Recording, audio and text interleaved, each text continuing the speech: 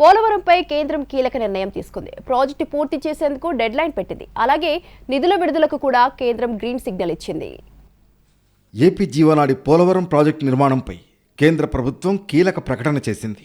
Project పూర్తి చేయడానికి స్పష్టమైన గడువును ప్రకటించింది. దీంతో పాటు నిధుల విడుదలకు గ్రీన్ సిగ్నల్ ఇచ్చింది.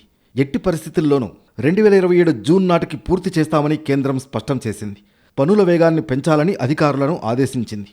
బహుళార్థ సాధక ప్రాజెక్టైన పోలవరం పూర్తయితే ఏపీ రూపురేఖలు మారతాయని, అందుకే ప్రాధాన్యత క్రమంలో పూర్తి చేస్తామని కేంద్రం స్పష్టం చేసింది.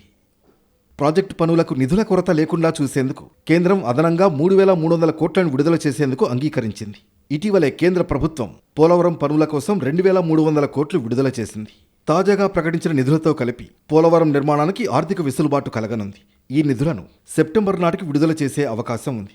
డయాఫ్రమ్ వాల్ నిర్మాణం, ఎగువ దిగువ కాఫర్ డ్యాం పనులు, అలాగే ప్రధాన డ్యాం పనులను వేగవంతం చేయడానికి ఈ నిధులను వెచ్చించనున్నారు.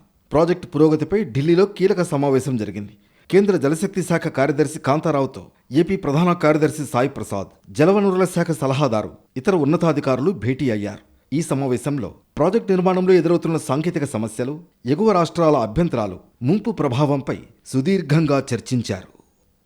ఇటు ఏపీ సీఎం చంద్రబాబు నాయుడు కూడా పోలవరంపై స్పందించారు. ఎన్ని ఇబ్బందులు ఎదురైనా గోదావరి పుష్కరాల కంటే ముందే పోలవరం ప్రాజెక్టును పూర్తి చేస్తామని హామీ ఇచ్చారు. పోలవరం ప్రాజెక్టును 45.72 మీటర్ల ఎత్తుతో 194.6 టీఎంసీల పూర్తి స్థాయి నీటి నిల్వ సామర్థ్యంతో నిర్మించేలా తదుపరి కార్యాచరణను రూపొందించారు. ప్రస్తుతం డయాఫ్రమ్ వాల్ మరమ్మతులు, ఇతర కీలక నిర్మాణ పనులు జరుగుతున్నాయి. కేంద్రం తీసుకున్న నిర్ణయంతో గతంలో నిలిచిపోయిన పనులు పుంజుకోవడమే కాకుండా నిర్వాసితుల పునరావాసం ప్రక్రియను కూడా వేగవంతం చేసే అవకాశం ఉంటుంది.